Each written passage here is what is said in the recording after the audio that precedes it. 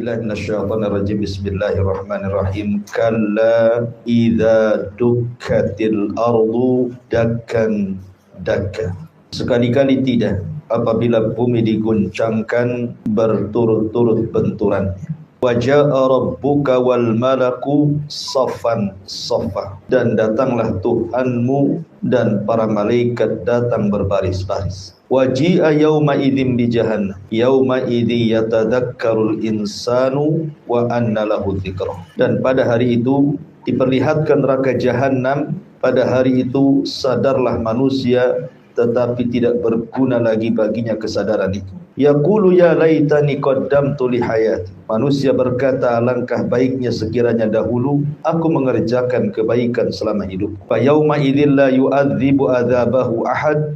Maka pada hari itu tidak ada seorang pun yang mengazab seperti azab Allah. Wala yuthiqu wathaqahu ahad. Dan tidak ada pula seorang pun yang mengikat seperti ikatan Allah. Ya ayyatuhan nafsul mutmainnah, wahai jiwa-jiwa yang tenang, irji'i ila rabbiki radiyatan mardiyah. Kembalilah kepada Tuhanmu dengan hati yang redha dan diridhai. Fadkhuli fi ibadi wadkhuli jannati. Maka masuklah ke dalam golongan hamba-hambaku dan masuklah ke dalam surgaku. Baik. Ma'asyiral muslimin yang dimuliakan Allah Subhanahu wa taala. Akhir-akhir daripada surah Al-Fajr ini menggambarkan kepada kita tentang dua perkara. Pertama, ahwal yaumul qiyamah, kondisi saat kiamat. Yang kedua, bicara tentang akhirat, balasan Allah Subhanahu wa taala. Di sini Allah Subhanahu wa taala mengatakan kalla idza dukkatil ardu dakkan dakka. Sekali-kali jangan seperti itu. Apabila bumi digoncangkan dakkan dakka. Kalimat dakkan dakkan, kenapa Allah Subhanahu wa taala menyebut dengan dua kali? Padahal di dalam ayat yang lain Allah Subhanahu wa taala mengatakan satu kali, seperti Allah mengatakan dalam surah Al-Haqqah ayat 14. Allah mengatakan wa humilatil ardu wal jibalu fadukkata dakkatan wahidah. Allah Subhanahu wa taala mengatakan dan diangkatlah bumi dan gunung-gunung itu, lalu dibenturkan keduanya dengan sekali benturan. Tetapi di sini Allah menyebut dengan dua kali, dakkan dakkan. Ulama mengatakan bahwa diulangnya kalimat dakkan ini karena benturan itu berturut-turut. Dan apa makna dakkan, benturan itu? Dan kapan terjadi benturan itu? Para ulama banyak yang mengatakan dalam tafsirnya bahwa benturan itu terjadi setelah zilzal, setelah adanya gempa, kemudian gunung diangkat ke langit dan dihempaskan kembali ke bumi, baru terjadi dakkan dakka. Maksudnya begini, bahasa mudahnya, kalimat dakka itu, kalau seandainya ada jalan yang rata, kemudian di situ ada gundukan, anggaplah polisi tidur. Kemudian kita pukul tuh polisi tidur itu supaya rata dengan jalan. Lah meratakan gundukan sehingga menjadi rata, itu dalam bahasa Arab disebut dakka. Ya. Jadi meratakan gundukan supaya rata itu disebut dak dalam bahasa Arab.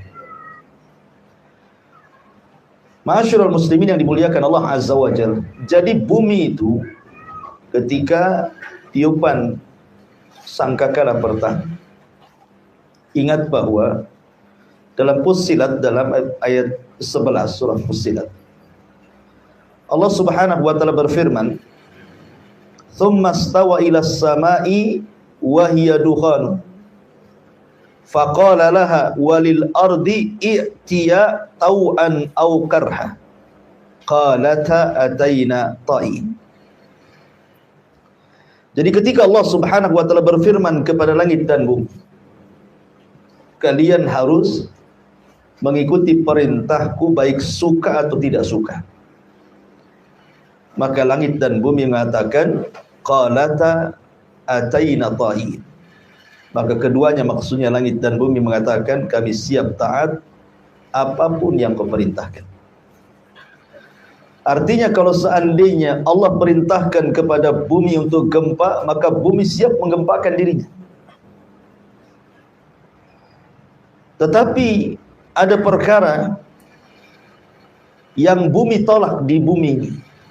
Ketika Allah Subhanahu wa taala berfirman, "Inna aradnal amanat 'alas samawati wal ard fa abaina an yahmilnaha wa ashfaqna minha wa hamalahal insan innahu kana zaluman jahula." Ketika Allah Subhanahu wa taala menawarkan kepada langit dan bumi untuk memikul Al-Qur'an, dan juga gunung-gunung semua menolak, tiba-tiba kemudian manusia menerimanya, maka manusia termasuk orang yang zalim lagi jahil. Di dalam Fussilat, bukankah kemudian langit dan bumi sudah berjanji apapun yang diperintahkan Allah pasti akan ditaati, kan? Tapi kenapa dalam ayat ini ketika ditawarkan untuk mengemban amanah di bumi, menjadi khalifah di bumi, dengan diturunkannya perintah dan larangan kepada langit, bumi dan gunung, mereka menolak dan mereka merasa berat. Akhirnya manusia yang menerimanya. Kata para ulama, ayat ini bukan perintah tetapi pilihan. Al-ardu itu pilihan. Artinya kalau engkau mau ambil, kalau tidak mau ya enggak masalah, gitu maksudnya. Karena bahasanya inna aradnal amanah, kami tawarkan amanah, bukan perintah. Kalau seandainya Allah memerintahkan langit dan bumi dan gunung, pasti mereka akan taat dengan perintah, kan? Tapi kan bentuknya inna aradna, kami tawarkan amanah. Yang namanya tawaran itu bisa diterima, bisa ditolak, kan begitu. Kalau kiranya tidak bisa mengemban amanah, maka ditolak. Makanya langit, kemudian bumi dan gunung menolaknya. Karena itu adalah pilihan. Karena langit, bumi dan gunung, mereka tidak mau diazab oleh Allah Subhanahu wa taala seperti diazabnya manusia kalau menyelisih amanah yang Allah amanahkan kepada mereka. Mereka takut kepada Allah Subhanahu wa taala. Lah beda dengan pada hari kiamat. Ketika Allah Subhanahu wa taala mengatakan di dalam surah Al-Haqqah atau surah Insyiqaq kalau tidak salah, wal ardu muddat wa alqat ma fiha wa takhallat. Dan ketika itu bumi diratakan dan semua isi bumi dikeluarkan. Lah bumi ketika kemudian oleh Allah Subhanahu wa taala disuruh dan diperintah untuk meratakan dirinya, maka bumi taat. Dia meratakan semua buminya. Makanya nanti pada hari kiamat itu Allah Subhanahu wa taala ketika bicara soal gunung, apa kata Allah? Yas'alunaka 'anil jibal. Mereka bertanya-tanya kepadamu tentang gunung pada hari kiamat ya Muhammad. Faqul yansifuha rabbi nasfa. Katakan ya Muhammad bahwa Rabbku akan menghancurkan gunung sehancur-hancurnya, fayadaruha qa'an safsafan la tara fiha iwajan wala amta. Fayadaruha qa'an safsafan, maka gunung itu akan betul-betul dihancurkan sehancur-hancurnya, dan engkau tidak melihat lagi di bumi ada yang meninggi dan ada yang merendah. Artinya tidak ada lagi bukit, tidak ada lagi gunung, tidak ada lagi lembah, semua rata, gitu maksudnya. Jadi ketika Allah Subhanahu wa taala mengatakan dalam ayat ini kalla idza dukkatil ardu dakkan dakka, terjadinya dakka itu kalau kita boleh urut, pertama Allah mengatakan idza zulzilatil ardu zilzalaha, apabila kami gempakan bumi ini sekali gempa. Zilzalaha, lihat di sini, zilzalaha. Allah Subhanahu wa taala idhafahkan zilzal kepada bumi. Karena Allah tidak mengatakan idza zulzilatil ardu zilzalan, tidak. Tetapi Allah mengidhafahkan zilzal kepada ha. Ha ini dhamir kata ganti ke mana? Kembali ke bumi. Jadi ketika kemudian gempa itu diidhafahkan kepada bumi, maknanya gempa itu bukan di satu tempat. Bukan di Jogja gempa di sini, tidak. Di Padang gempa di sini, tidak. Di Lombok gempa di sini, tidak. Bahkan satu bumi gempa semua, gitu maksudnya. Makanya kemudian zilzal diidhafahkan kepada bumi. Ya. Kemudian Allah mengatakan wa akhrajatil ardu athqalaha. Kemudian Allah keluarkan beban-beban isi bumi, dari emasnya, dari perhiasannya, dari jamrudnya, tetapi sudah tidak berharga lagi. Manusia melihat tidak ada keinginan untuk mengambilnya. Kenapa? Karena pada hari itu dahsyat sekali masalahnya. Jangan lagi cerita masalah melihat emas, melihat perhiasan, menyelamatkan diri saja sudah tidak kepikiran tuh. Makanya manusia mengatakan, malah ada apa ini? Baru kemudian Allah Subhanahu wa taala menjelaskan, yauma idzin tuhadditsu akhbaraha. Ketika itu bumi menghabarkan beritanya bahwa akan terjadi kiamat. Ketika kemudian bumi ini gempa, secara otomatis pasaknya tercabut. Apa pasak bumi? Gunung. Gunung sebagai pasak bumi, tercabutlah pasak itu. Kemudian gunung itu Allah Subhanahu wa taala terbangkan ke langit. Dan Allah mengatakan al-qari'atu mal qari'ah wa ma adraka mal qari'ah yauma yakunun nasu kal farashil mabthuth wa takunul jibal kal ihnil manfush. Maka gunung-gunung itu seperti al-ihan al-manfush, artinya seperti kapas.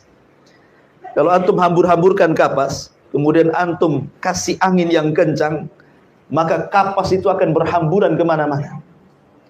Itulah kondisi gunung sudah tidak punya kekuatan lagi. Yang isinya bebatuan dan macam-macam gunung itu di dalamnya sudah menjadi lemah. Bahkan kondisi gunung itu seperti kapas, bisa diterbangkan Allah ke langit, kemudian satu dengan yang lain dibentur-benturkan, kemudian dikembalikan ke bumi. Maka seperti saraba fata morgana, seperti yang disebutkan dalam surah An-Naba. Ya. Ma'asyiral muslimin yang dimuliakan Allah Azza wa Jalla, ketika kemudian debu-debu gunung itu yang seperti kapas kesana kemari sudah kemudian dikembalikan, dihempaskan lagi ke bumi, disinilah Allah Subhanahu wa taala firmankan, kalla idza dukkatil ardu dakkan dakka. Nah, ini marhalah yang ketiga. Ingatlah ketika bumi kemudian dihempas-hempaskan gitu, dibentur-benturkan supaya rata. Diratakan artinya dakka itu. Seperti saya contohkan tadi, kalau ada jalan kemudian ada yang menggunung, kemudian kita benturkan supaya rata, maksudnya begitu. Jadi bumi itu diratakan. Inilah yang Allah katakan wal ardu muddats.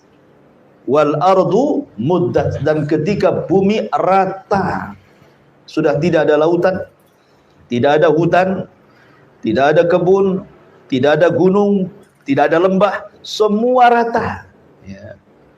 Karena air lautan juga sudah tumpah ke daratan, kemudian lautan yang dalam itu sudah teruruk dengan tanah gitu ya, maka tidak ada lagi yang meninggi dan yang merendah. Itulah artinya idza dzukkatil ardu dakkan dakkan. Ma'asyiral muslimin yang dimuliakan Allah Subhanahu wa taala. Di dalam ayat yang lain Allah mengatakan dalam surah Al-Waqiah ayat 4, idza rajjatil ardu rajja wa bussatil jibalu batha. Apabila bumi digoncangkan dengan sedahsyat-dahsyatnya, kemudian Allah mengatakan wa bussatil jibalu bassa, dan gunung-gunung dihancurkan sehancur-hancurnya, fakanat haba'an mumbatha, maka gunung-gunung itu menjadi debu seperti kapas yang berhamburan. Lah inilah kondisi bumi. Kalau kondisi langit, tentu langit akan pecah. Yang Allah katakan wa futihatis sama fakanat abwaba, Dan ketika pintu-pintu langit dibuka, kemudian wa nuzzilal malaikatu tanzila, malaikat turun semuanya, kemudian bumi digulung oleh Allah Subhanahu wa taala, langit digulung oleh Allah Subhanahu wa taala. Itu kondisi langit. Setelah kemudian bintangnya dijatuh-jatuhkan, dibentur-benturkan satu dengan yang lain. Inilah kondisi langit dan kondisi bumi pada hari kiamat. Kemudian Allah Subhanahu wa taala mengatakan, kalla idza dukkatil ardu dakkan dakka. Kemudian Allah mengatakan, wa jaa rabbuka wal malaku saffan saffa. Dan datanglah Tuhanmu sementara malaikat berbaris-baris. Kapan ini terjadi? Ketika Israfil meniupkan sangkakala yang kedua, maka di situ terjadi dua peristiwa yang disebut dengan al-ba'tsu dan an-nusyur. Apa bedanya al-ba'tsu? Apa bedanya nusyur di sini? Sering kita dengar al-ba'tsu wan nusyur. Al-ba'tsu itu artinya kebangkitan. Di mana Allah Subhanahu wa taala katakan wa akhrajatil ardu athqalaha, dan kami keluarkan beban-beban isi bumi, maksudnya jasad-jasad manusia yang meninggal sejak Adam sampai yang terakhir mati itu ditumpahkan ke permukaan bumi. Bagaimana kemudian jasad itu bisa utuh kembali? Bukankah sejak zaman Adam sampai yang terakhir terkena trompet Israfil itu sudah menjadi tanah sebagian mereka? Maka sebelum jasad itu dikembalikan utuh, Allah hujani itu bumi itu. Kemudian dengan hujan itulah menumbuhkan seluruh badan-badan, dikembalikan kembali dari tulang ekor yang tersisa dari tubuh manusia. Karena tulang ekor itu tidak akan hancur. Itu satu-satunya makhluk Allah yang tidak akan hancur saat kiamat. Sehingga ketika jasad itu kemudian sudah utuh, barulah kemudian bumi dibelah, kemudian ditumpahkan ke permukaan bumi. Belum ditiupkan roh, ya. Hanya dilemparkan saja ke atas bumi. Baru setelah semua jasad itu berada di bumi, tentu bukan bumi yang kita pijak sekarang ya, tapi bumi yang lain yang terhampar tadi, yang disebut dengan mahsyar. Maka ketika itu Allah katakan wa idzan nufusu zuwizat, apabila ruh-ruh dilesatkan ke badan masing-masing. Maka ketika itu manusia, Allah Subhanahu wa taala sebutkan dalam surah Al-Qari'ah, Al-Qari'atu mal qari'ah wa ma adraka mal qari'ah yauma yakunun nas. Lihat kondisi manusia saat dibangkitkan itu. Yauma yakunun nas kal farashil mabthus. Kondisi mereka seperti laron. Ini kapan? Ketika hari kebangkitan. Allah ibaratkan dengan laron. Ingat bahwa bumi yang kita pijak sekarang dengan bumi yang kelak kita pijak di padang mahsyar itu berbeda. Kalau bumi sekarang ini masih ada gaya gravitasi namanya. Orang tidak bisa terbang karena tersedot bumi kan, dengan gaya gravitasi itu. Tetapi bumi ini sudah tidak ada hubungan lagi dengan manusia nanti pada hari kiamat. Bumi sudah terpisah dengan manusia, sehingga tidak ada gravitasi lagi. Sehingga manusia itu terbang ke sana kemari. Makanya Allah Subhanahu wa taala istilahkan dengan laron. Laron kan terbang. Ya. Ke sana kemari, kan binatang banyak. Kenapa laron yang diistilahkan? Karena sudah tidak ada lagi gravitasi di situ. Artinya sudah terpisah bumi dengan manusia. Maka kondisi ketika manusia dibangkitkan itu terbang ke sana kemari. Dan Allah Subhanahu wa taala sebutkan di dalam Al-Qur'an, yauma yafirrul mar'u min akhi wa ummihi wa abi wa sahibatihi wa banih likulli imri'in minhum yauma idzin sya'nun yughni. Di mana orang lari dari kawannya, lari dari orang tuanya, lari dari anak istrinya, masing-masing sibuk menyelamatkan dirinya. Yang dari timur ke barat, yang dari barat ke utara. Pokoknya enggak jelas, namanya laron. Anda bisa lihat terbangnya laron itu. Kalau ada lampu datang laron. Beraturan enggak terbangnya laron? Tidak beraturan. Kadang nabrak satu dengan yang lainnya, besoknya sudah bergelimpangan semua di lantai. Itulah kondisi laron. Jadi manusia seperti itu. Ya, ini disebut al-ba'tsu namanya, kebangkitan. Ya. Dan ketika manusia dibangkitkan itu, Kata Nabi SAW, yuhsyarun nas yaumal qiyamah khufatan uratan ghurlan buhman. Jadi manusia ketika dibangkitkan itu tidak dikhitan, tidak beralaskan sandal, tidak berpakaian, bahkan tidak membawa harta di badan. Aisyah radhiyallahu anha bertanya kepada Nabi SAW, kalau semua orang telanjang wahai Rasul, karena Aisyah ini pemalu, bagaimana dengan aurat kami? Nanti kami dipandang orang. Maka Nabi SAW mengatakan, ya Aisyah, inna yawma idin sya'nuhu adin. Hari itu perkaranya dahsyat. Semua menunduk ke bawah. Tidak ada yang melihat ke samping, kiri, kanan, atas. Karena semua ketakutan. Jangan lagi cerita mandang aurat orang, mandang dirinya sendiri apakah selamat atau tidak saja sudah bingung. Lah ketika kemudian manusia seperti itu, maka proses yang kedua yang disebut dengan nusyur. Ya, ada al-ba'tsu, ada nusyur. Nusyur itu manusia dikumpulkan di satu tempat. Makanya disebut padang mahsyar. Manusia dikumpulkan di satu tempat. Lah ketika itulah ketika manusia terbang ke sana kemari, tidak jelas gitu apa tujuan mereka itu. Maka kemudian nada munadin, ada orang yang akan menyeru di satu titik itu, agar semua manusia ke titik itu. Itu disebut nusyur. Makanya Allah Subhanahu wa taala permisalkan ketika manusia menuju ke satu titik alias nusyur, Allah Subhanahu wa taala katakan kal jaradil muntashir, seperti belalang yang terbang. Kalau tadi seperti laron yang berhamburan, ini seperti belalang yang terbang. Karena belalang itu kalau dia terbang dengan koloninya jelas terbangnya. Ya. Kalau laron dia terbang dengan koloninya tidak jelas dia, nabrak sana nabrak sini. Kalau belalang itu jelas dia ke titik mana gitu ya. Lah Allah Subhanahu wa taala gambarkan seperti belalang tuh. Jadi manusia ketika yaumun nusyur itu diarahkan ke satu titik, itulah manusia disebut mahsyar. Mahsyar itu kumpul di satu titik, dan mahsyar itu terjadi di dua tempat. Pertama di bumi, yang kedua di akhirat. Kapan di bumi? Ketika akhir daripada alamat kiamat besar. Akhir alamat kiamat besar itu apa? Yakhrujun nar min qa'ri adni Yaman. Jadi akan keluar api burkan dari bawah Aden yang berada di Yaman. Api itu akan menyembur ke bumi, ke atas bumi, dan menggiring manusia. Api itu akan melahap setiap yang kena api tersebut, kecuali manusia. Karena api tidak diperintah untuk membakar manusia, hanya menggiring saja. Ya. Jadi manusia satu dunia digiring oleh api itu ke satu titik, di mana? Di Syam. Ya. Disinilah ketika manusia berkumpul, atau disebut dengan mahsyar, ardul mahsyar, bumi tempat berkumpulnya manusia di Syam, maka disitulah Allah Subhanahu wa taala kiamatkan alam semesta dengan disuruhnya Israfil meniup sangkakala yang pertama.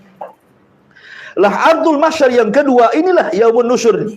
Ketika manusia kemudian dipanggil, kemudian mereka tertuju ke satu titik. Itu baru mahsyar yang kedua, di mana manusia akan berkumpul di situ. Lah ketika manusia betul-betul dikumpulkan di situ, mereka tidak tahu apa yang mereka harus lakukan. Tiba-tiba kemudian Allah gelapkan suasana. Tidak ada yang bisa melihat satu dengan yang lain. Allah gelapkan semuanya. Ketika Allah Subhanahu wa taala gelapkan inilah, akhirnya kemudian manusia merasa sesak dadanya. Antum saja berada di kegelapan. Ya, orang yang biasa terang tiba-tiba gelap gitu kan sesak tuh dadanya. Manusia mulai sesak dadanya. Ada apa ini? Ya. Akhirnya kemudian manusia mulai kemudian bertanya-tanya dalam kegelapan itu satu dengan yang lainnya. Ayo kita, aina Adam, di mana Adam? Kita minta syafaat kepada Adam alaihi salatu wassalam, agar Adam meminta kepada Allah agar cepat keputusan kita ini. Ada apa tiba-tiba digelapkan seperti ini sehingga satu dengan lain tidak bisa memandang.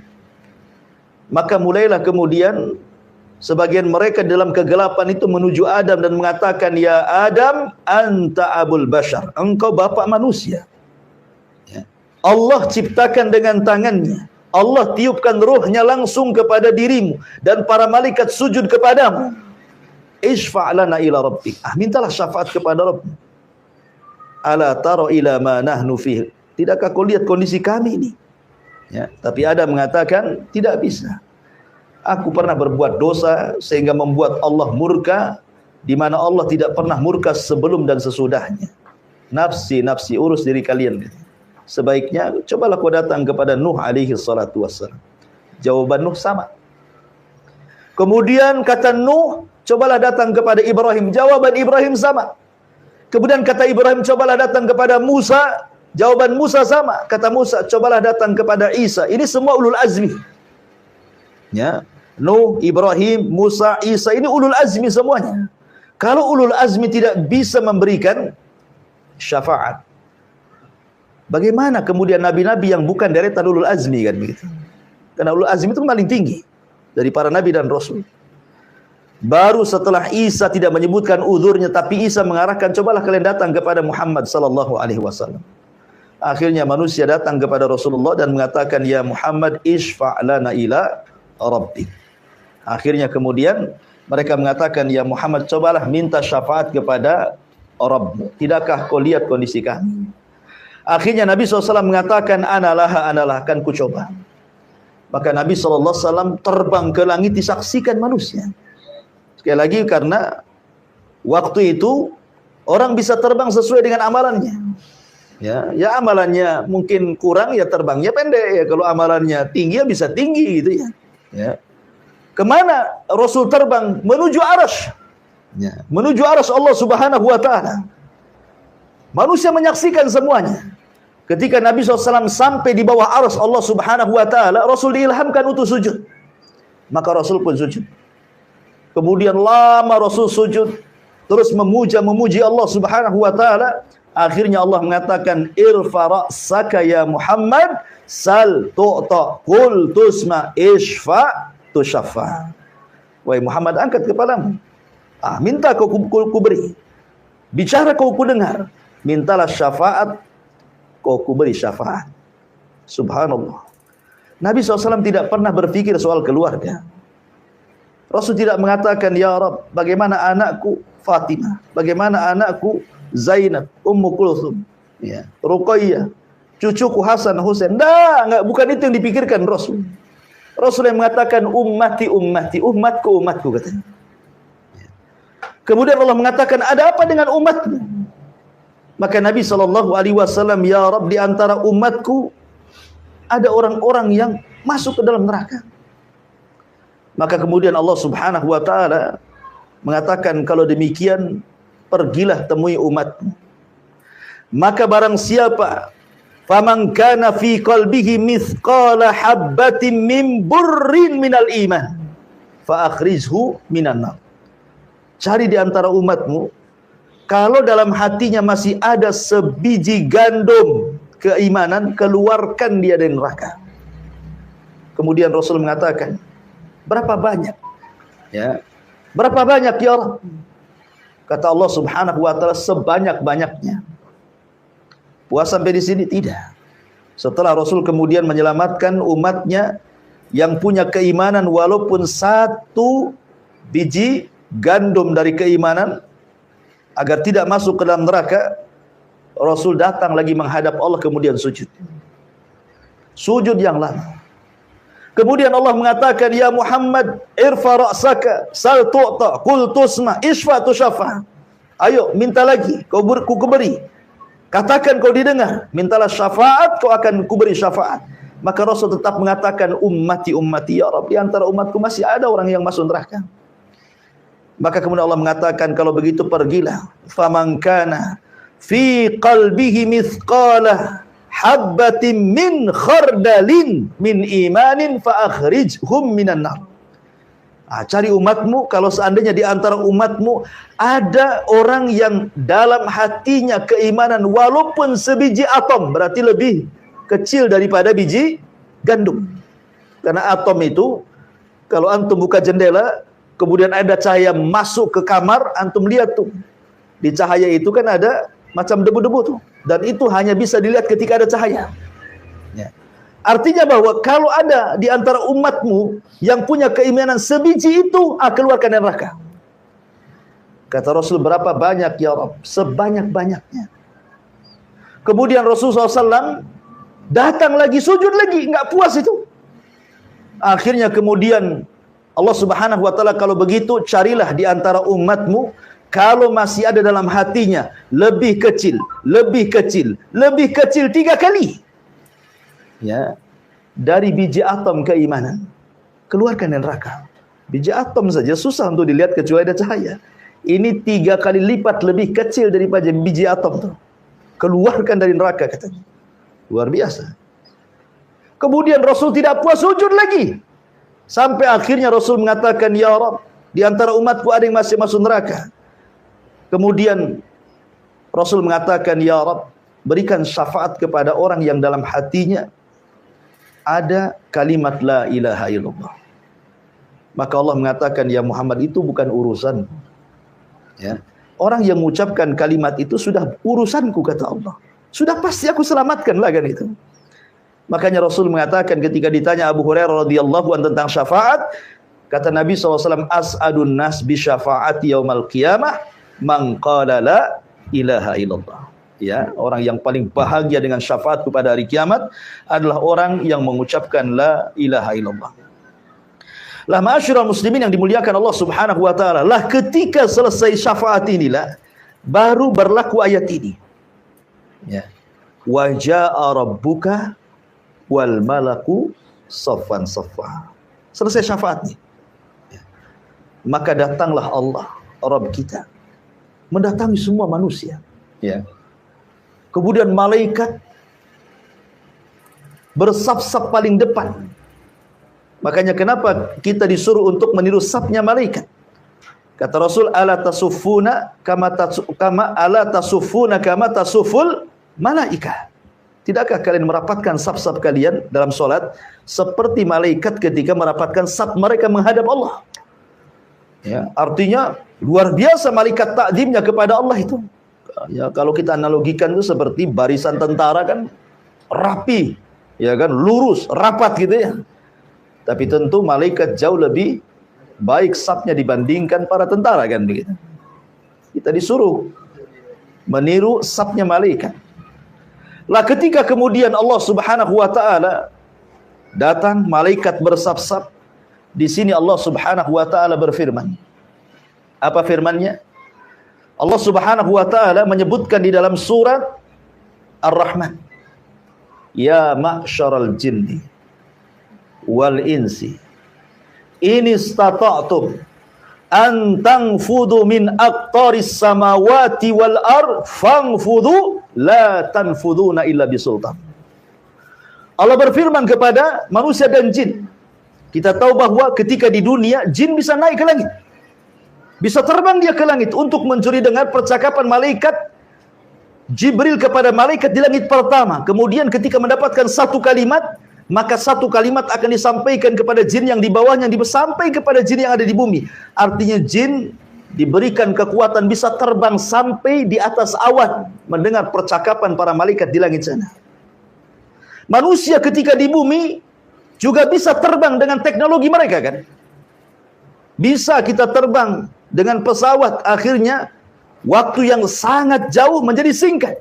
Dari Batam ke Jakarta kalau naik feri berapa hari? Naik pesawat cuman 1 jam saja sampai di sana. Ya, kalian di bumi bisa terbang ke sana kemari.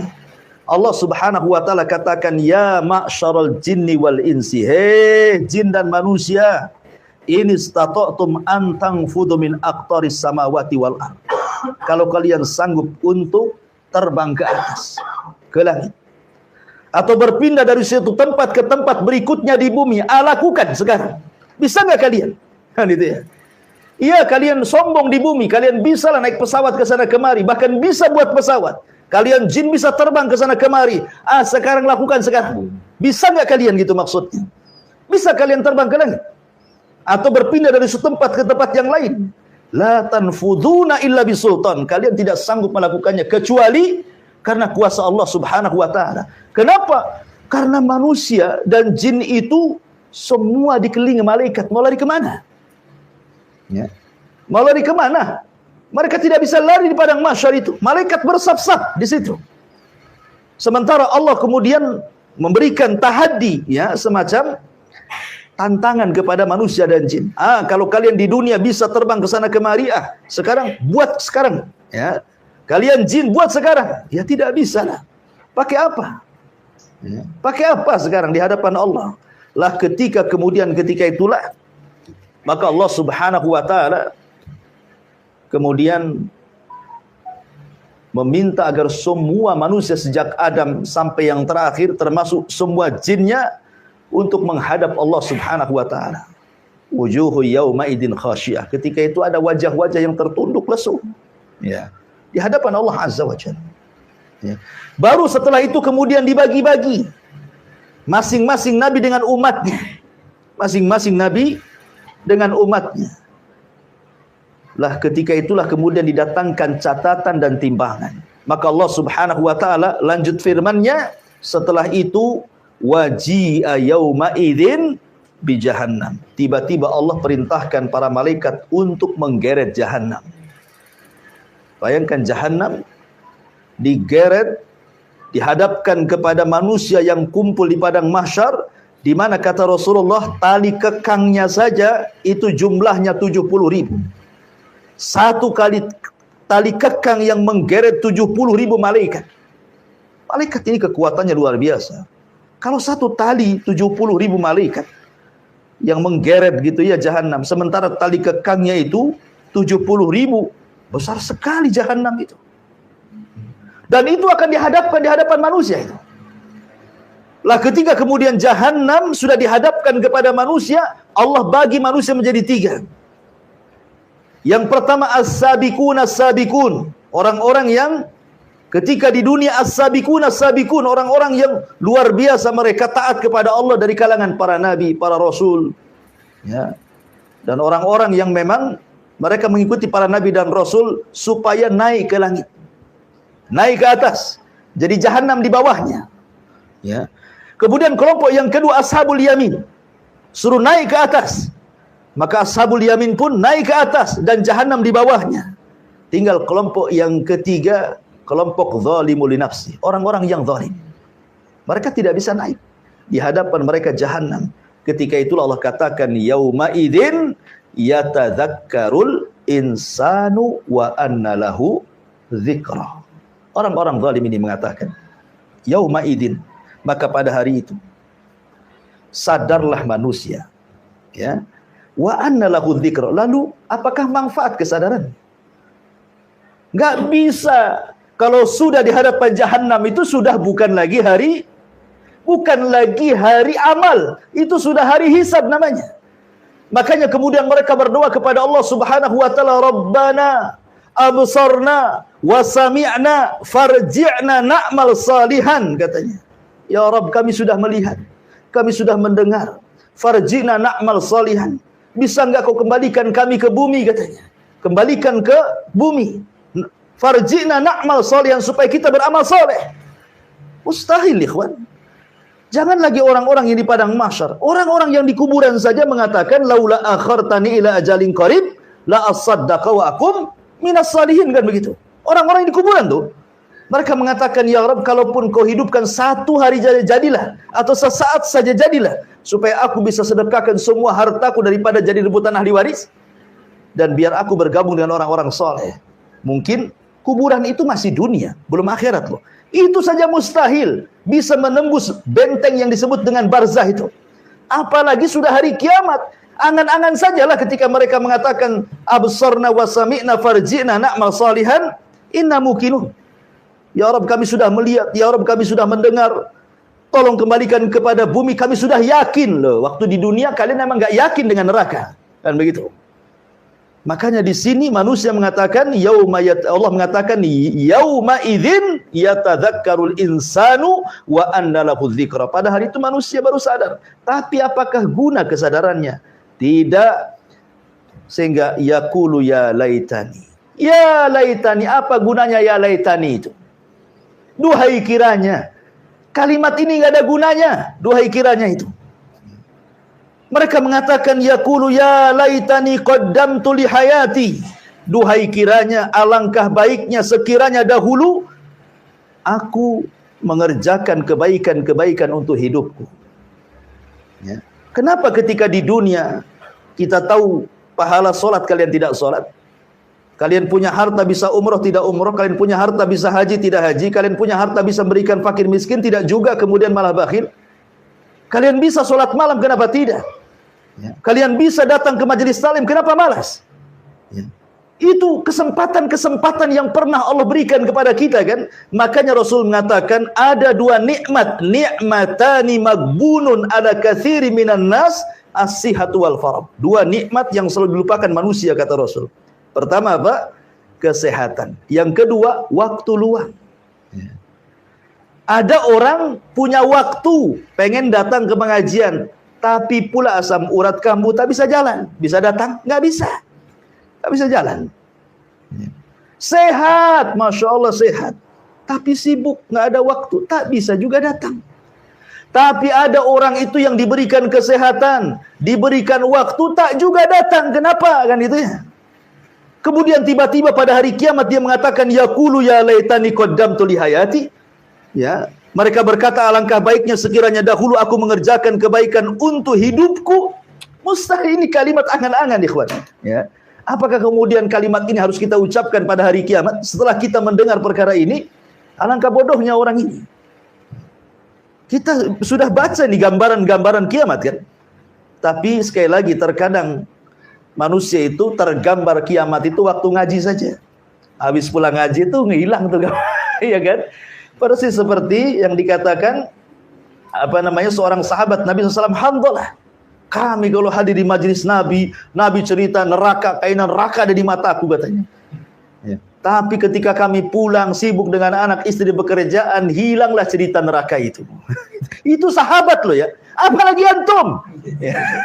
Ini sahabat yang mengatakan seperti itu, apalagi kita gitu. Jadi kita ini terbayang neraka ya waktu ngaji saja. Itu pun yang nggak tidur, yang tidur ya nggak tahu lah ngomong apa lah Ustaz ini kan, nggak dapat apa-apa dia. Ya, Ma'asyiral muslimin yang dimuliakan Allah Azza. Intinya bahwa di sini Allah mengatakan yaqulu ya laitani qaddamtu li hayati. Kemudian Allah mengatakan fa yauma idzin la yu'adzibu adzabahu ahad. Maka pada hari itu tidak ada seorang pun yang mengadab seperti adab Allah. Di dunia kita pernah mendengar kisah Ashabul Uhdud. Bagaimana Ashabul Uhdud itu dibakar hidup-hidup loh. Dan tidaklah mereka dibakar kecuali karena mereka beriman kepada Allah. Dibakar. Itu nggak seberapa. Bagi Allah nggak seberapa azab seperti itu. Ada yang disiksa luar biasa. Di dunia, sebutkan siksaan terganas di dunia ini, sebutkan kisahnya seperti apa. Itu nggak seberapa siksaan itu. Kenapa? Karena Allah mengatakan fa yauma idzin la yu'adzibu adzabahu ahad. Maka pada hari itu tidak ada seorang pun yang mengadab seperti adab Allah. Dahsyat sekali adabnya. Ya. Wala yuthiqu wathaqaha, dan tidak ada seorang pun yang mengikat seperti ikatannya. Ahli tafsir mengatakan manusia akan diikat di mana rantainya dimasukkan ke mulut, keluar dari lubang duburnya. Coba bayangkan. Ada orang yang merantai manusia seperti itu? Enggak ada. Ya. Karena di akhirat tidak ada kematian masalahnya. Sehingga orang dimasukkan rantai dari mulut, keluar dari dubur, diseretlah orang ini. Allah mengatakan wala yuthiqu wathaqahu ahad. Tidak ada seorang pun yang mengikat seperti ikatan Allah Subhanahu wa taala. Harusnya kan mendengar kalimat-kalimat seperti ini kan ngeri. Karena Allah Subhanahu wa taala mengatakan tetapi bagi orang-orang yang beriman tentu akan berbeda tempat kembalinya. Allah mengatakan ya ayyatuhan nafsul mutmainnah irji'i ila rabbiki radiyatan mardiyah fadkhuli fi ibadi wadkhuli jannati. Wahai jiwa-jiwa yang tenang, kembalilah kepada Tuhanmu dengan hati yang ridha dan diridhoinya, masuklah ke dalam golongan hamba-hambaku dan masuklah ke dalam surgaku. Ketika ayat ini dibaca di hadapan Abu Bakar Siddiq radhiyallahu anhu, Abu Bakar mengatakan, ya Rasulullah, fa'arju an akuna minhu. Ya Rasul, aku berangan-angan bahwa aku seperti mereka orang-orang yang dibacakan ayat ini. Wahai jiwa yang tenang, ya, keluarlah, temui Rabbmu dalam penuh radiyatan mardiyah. Ada yang mengatakan bahwa wajah penduduk sorga itu terbagi menjadi 4 wajah pada hari kiamat. 2 wajah sebelum masuk sorga dan 2 wajah ketika masuk sorga. Wajah yang pertama sebelum masuk sorga adalah wajah yang putih, yang Allah firmankan yauma tabyaddu wujuh. Ada wajah-wajah yang putih-putih semuanya. Kapan itu? Ketika membaca awal kali catatannya. Jadi ketika dia membaca yang baik, memutih wajahnya. Kemudian terus membaca makin putih, makin putih, makin putih. Dan itu wajahnya ahli sunnah wal jamaah. Wajahnya orang-orang yang isi catatannya semua kebaikan. Kemudian selesai dia membaca catatannya, wajahnya berubah menjadi musfirah. Yauma idzin pada hari itu ada wajah-wajah yang musfirah, dhahikatun mustabsirah.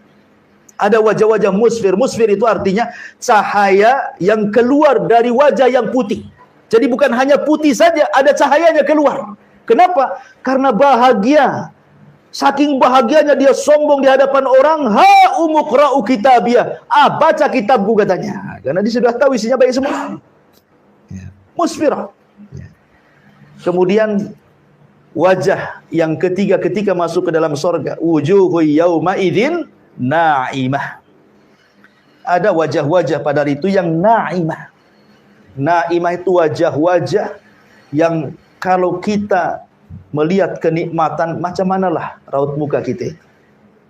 Umpamanya antum lagi stres, utang banyak, tiba-tiba orang datang ngasih uang 1 miliar, utang ya cuma 10.000. Kira-kira senangnya kayak apa antum? Itulah wajah Naimah itu seperti itu. Ya, utang 10.000 yang ngasih 1 miliar. Ini enggak seberapa. Kalau melihat dengan kenikmatan surga ini enggak seberapa yang seperti ini. Walaupun umpamanya 1 triliun utangnya 10.000 pun enggak seberapa di dunia ini. Karena kalau orang melihat surga itu, kata Nabi SAW, a'dadtu li ibadis salihin ma la ainun ra'at wa la udhun sami'at wa la khatara ala qalbi bashar, kan begitu. Nikmatnya tidak bisa dilihat mata, tidak bisa didengar telinga, terlintas pun tidak. Jadi ketika kemudian surga dibentangkan di hadapannya, gimana nikmatnya? Jangankan di surga melihat nikmat yang begitu banyak, kemudian terpancar wajahnya, wajah-wajah orang yang mendapatkan nikmat. Di dunia saja, ya, 2 orang jalan nih, yang satu banyak hutangnya, yang satu banyak duitnya, kan beda tuh wajahnya tuh. Suram kali banyak hutang ada. Senyum, sial, banyak duitnya kan gitu ya. Artinya nampak tuh. Ya. Wajah yang terakhir di sini. Irji'i ila rabbiki radiyatan mardiyah. Wajah-wajah yang penuh dengan redha. Redha itu amalan tertinggi dalam Islam. Karena redha itu membawa ketenangan. Makanya di awalnya, ya ayyatuhan nafsul mutmainnah. Hanya orang yang redha yang dapat ketenangan. Orang yang tidak redha tidak akan tenang hidupnya. Ya, coba saja. Kalau orang redha itu tenang hidupnya. Musibah menimpa dia, ini sudah takdir, apa lagi? Ada orang menyakiti dia, ya memang sudah ditakdirkan lauhil mahfud, dia ngomong sama saya seperti itu. Apalagi? Ya. Dipecat dari pekerjaan, memang sudah takdir. Saya redha. Mungkin Allah akan carikan yang terbaik. Allah memang tidak menghendaki saya di perusahaan ini selamanya. Allah memilihkan bagi saya mungkin yang lebih baik lagi. Redha dia, tenang hatinya. Nggak rungsep kan, nggak kayak kiamat kubro kan gitu ya. Wah, dipecat dulu kayak kiamat kubro tuh. Gunung masih ada kan, tapi dia kayak kiamat tuh. Stres kayaknya. Tuhan yang di PT berbeda Tuhan yang di luar PT kayaknya. Jadi ada 2 Tuhan jadinya. Ya nggak yakin dengan satu Tuhan. Intinya bahwa orang yang tenang pasti ridho. Orang yang ridho itu tenang. Makanya panggilannya wahai jiwa yang tenang, irji ila rabbi. Kalau kita kemudian sholat dan redho dengan sholat kita tenang dengan sholat. Kalau kita puasa redho dengan puasa, kita tenang puasa. Dan begitu seterusnya amal soleh itu. Kita sedekah redho dengan sedekah, tenang kita. Makanya panggilannya, ya ayyatuhan nafsul mutmainnah. Hei jiwa-jiwa yang tenang, irji ila rabbiki radiyatan mardiyah. Kembalilah kepada Tuhanmu dengan hati yang redho, yang ikhlas. dan diridhai Allah Subhanahu wa taala, fadkhuli fi ibadi, maka masuklah ke dalam golongan hamba-hambaku, kata Allah, wadkhuli jannati, silakan masuk ke dalam surgaku. Wallahu alam. Akhirnya berakhirlah surah Al-Fajr.